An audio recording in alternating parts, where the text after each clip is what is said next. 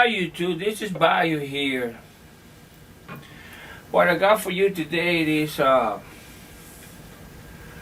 chavos from different countries, styles and different manufacturers and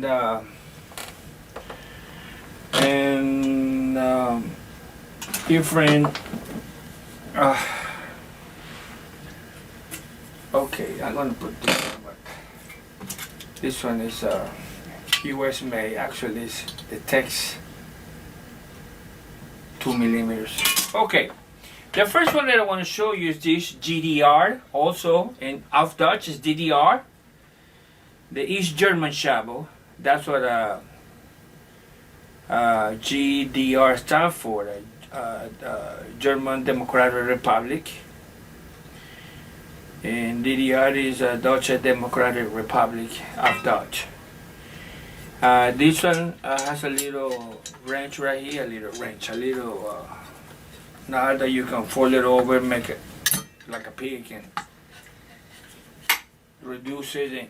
And I use the 1945 Shabo case, World War II, the one that you can put the bayonet right here and it fits perfectly, it's not a problem. This one is 3mm thick. The blade itself is 3mm thick, so it's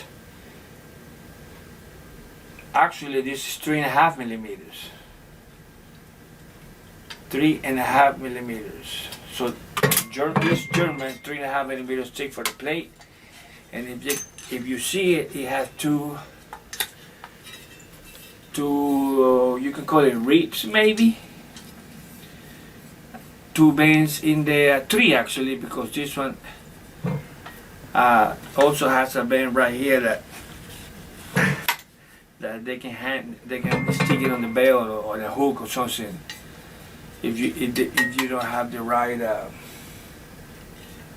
right casing. So 3.5mm.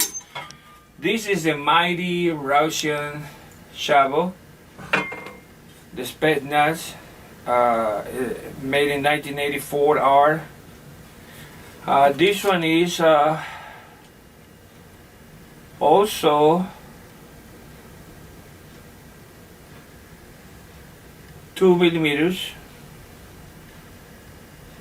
Yeah, yes, 2mm. So it's not as thick as the DDR. Doesn't have the big like the East German has this big nasty metal right here. It goes through the two pieces of metal and then to the wood. Only have one, but it goes all the way through and then it heat up and then heat it. So it's going nowhere. This has a screw that actually I replaced because it were crappy. Okay, and it's short, very comfortable. Actually, female cadets march with this one when they're doing outside the fort, outside the military school. When they're marching on the street, running on the street, they wear in the left ring. I think I told you that before. Okay, this one, the heaviest one, and I think it's the thickest one. I found this on my 3mm, 3.25, a little bit less than 3.5. This is made or designed by Miltec. 240. Miltec is a German company, but it's manufactured in Germany.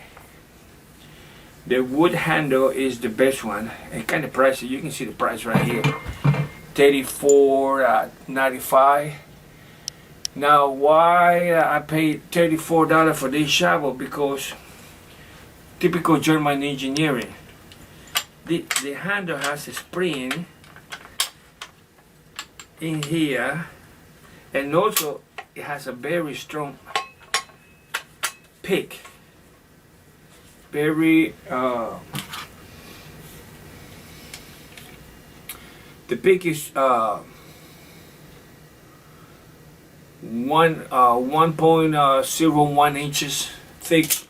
Pick is curved, almost like a bead, like a bird bead with a little rib inside, so it's not gonna break. Okay, like I said before, the design is German, but it's built in China. And it's real heavy, guys. I'll probably say maybe 4 pounds. 4 pounds.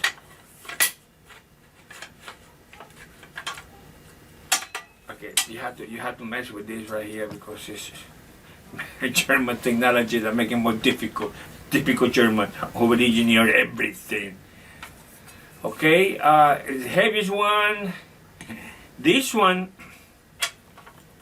the minute that I saw it, it has a screw on the top, so it protects the head of the shovel from the handle, so it will not move at the head.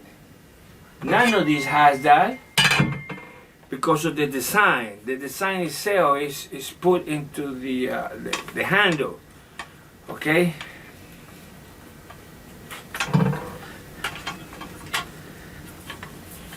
And then it has 2 big, huge pins that go through the handle.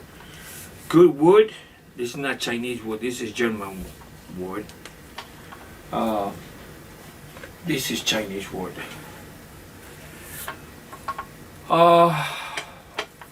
It passed the test. I like it, but remember, it's almost $35. Okay.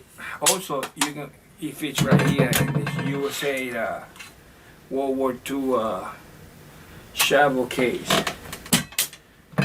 This is a typical Chinese copy of the Russian shovel, but much better quality. Much better quality. And you cannot say it's 100% copy because, as I told you before, this is also 3 millimeters like the German shovel. It's 3 millimeters thick. 2 big, huge rivets that go through the wood. No ribs. The shovel is only one, but it has a little teeth, a little kind of saw on the side. It's not very sharp, but it can go through white wood. It has a little bit sharp over here, but not to cut you off, but to dig a little bit deep. And the price of this one was $14.95. Okay, not as heavy as the West German one. And this one is the Tex. What's the company? It's a Texan company. Tex-Mex. They make a lot of stuff for camping. Okay, this one was around also $13 or $12. Typical U.S. style. 2 big pins over here that hold it to the handle, and this is white wood. Actually, it's already shit. It's already cracking, guys. Take a look. It's not quite. Well, it's not. Well, it's not cracking yet, but you could see the lines. Okay. Maybe it was fixed and they put some glue and they let it dry. I don't know, but the handle is doo-doo. I don't want to say for the Salvadorian woods real. There's one company that U.S. companies are located in El Salvador that make wonderful knives and machetes, and they sell these handles for the company. I don't remember the name, but I think it's about $13 some for the handle, but it's extremely hard wood, beautiful wood. Talking on El Salvador, Bukele is the president. He's a very young guy, extremely smart. He became the first country in the world, west, east, top, and bottom that made Bitcoin legal tender. Yes, Salvador is now the only country in the face of the earth where Bitcoin is legal tender. And the Congress pushed a little law now that says investors can go now to El Salvador with the Bitcoin. If they want to buy a property, it will not be any tax on the property. They can do the investment in the country. They can keep it in their wallet. They're not going to be sanctioned. They're going to be protected.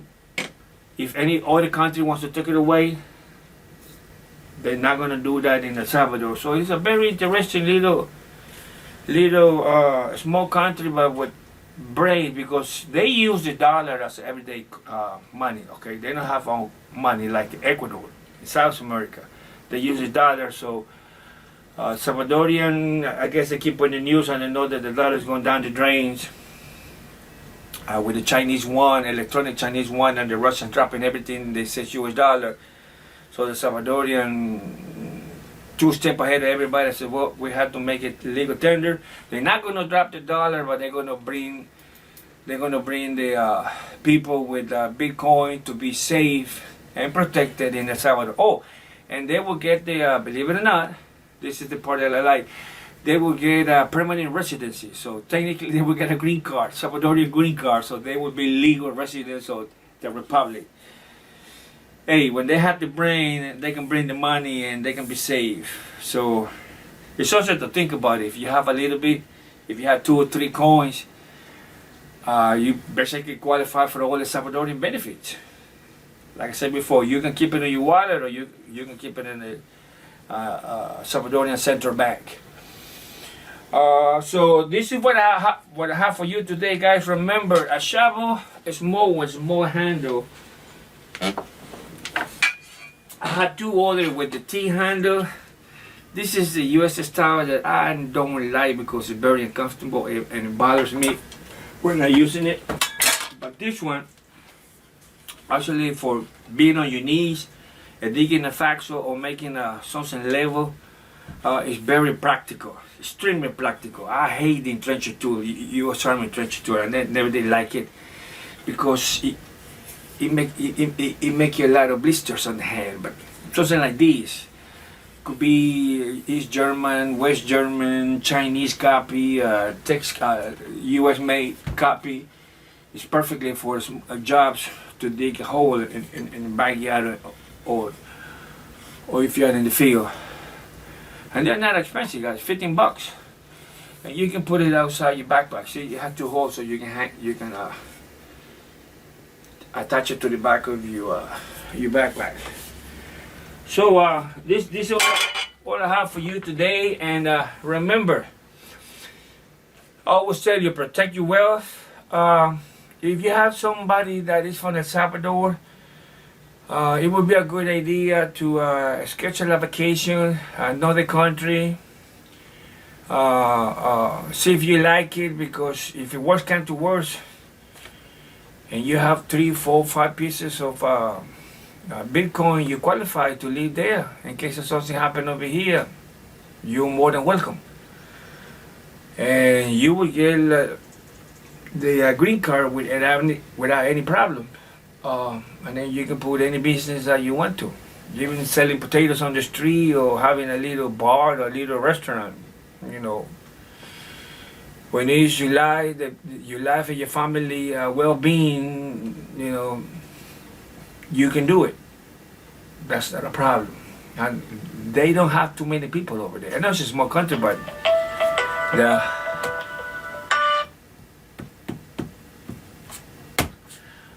so they don't have the problem over here with the illegal immigration, because actually they're coming over here, but now it's a little bit more stable than it was before. Actually, Honduras is a mess. Guatemala is a case. Even Mexico is stabilized, not like before. And the president declined to speak to the U.S. delegate. Actually, President Biden delegate, because he was kind of bossy and being like a ruffian, trying to impose a will. The guy says, no, you are nobody, you have no rank, I'm the president, I don't want to talk to you. If you want to talk to you, go to the Ministerio de Relaciones Exteriores, which is the Secretary of State, and find somebody at your level. If you're not the Minister of the Relaciones Exteriores, I don't even know why you're here. You have no rank. And that is true. If you send somebody to another country to speak, you have to talk to somebody at your level. You cannot go higher. That's ridiculous.